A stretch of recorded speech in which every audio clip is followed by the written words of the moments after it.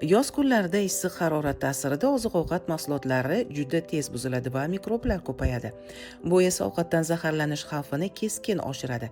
Zaharlanishning oldini olish va undan to'g'ri himoyalanish juda muhim. Go'sht, sut, mayonezli salatlar kabi tez ayniydigan mahsulotlar ochiq havoda yoki muzlatgichda uzoq qolganda, yuvilmagan meva va sabzavotlarni iste'mol qilganda, shuningdek, sanitariya qoidalariga rioya etmaganda zaharlanish holatlari kelib chiqadi. Yo'l yoqalarida sotilayotgan bozorlarda yoki bo'lmasa aytaylik, mana shu poliz mahsulotlari, meva mahsulotlari uchun mo'ljallangan do'konlarda mana shu fuqarolarimiz shu mahsulotni xarid qilsa, chunki biz bilamizki, peshtaxtada turgan yoki bo'lmasa sotilayotgan mahsulotlar albatta bu yuvilmagan, bularga to'liq tozalash ishlov berilmagan.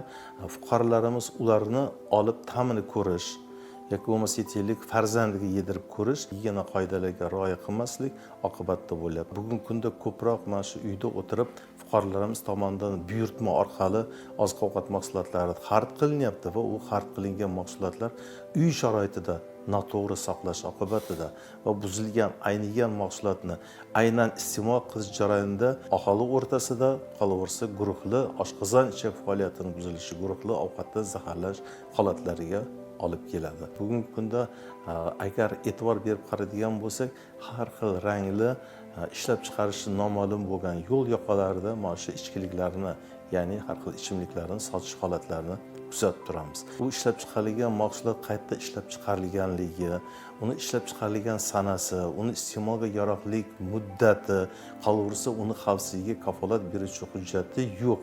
Har xil salqin ichimliklarni uni sotayotgan sotuvchini birinchi navbatda shaxsiy gigiyena qoidalariga rioya qilmasdan sotayotgan holatlarda ushbu mahsulotlarni xarid qilmaslik va iste'mol qilmasligimiz zarur. Zaharlanish holatlari yuzaga kelganda ayrim fuqarolar shifokor ko'rigisiz kuchli antibiotiklar yoki og'riq qoldiruvchi, shuningdek, o'zboshimchalik bilan ich qotiruvchi dorilar ichishlari kuzatiladi. Bu borada mutaxassislar tavsiyasi juda muhimdir.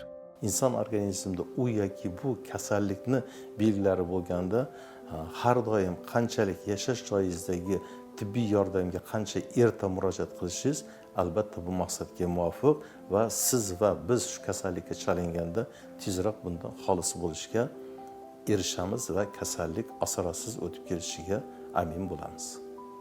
Imkon qadar tayyor taomlarni ko'rmasdan turib, yetkazib berish xizmati orqali uyga buyurtma qilmaslik lozim.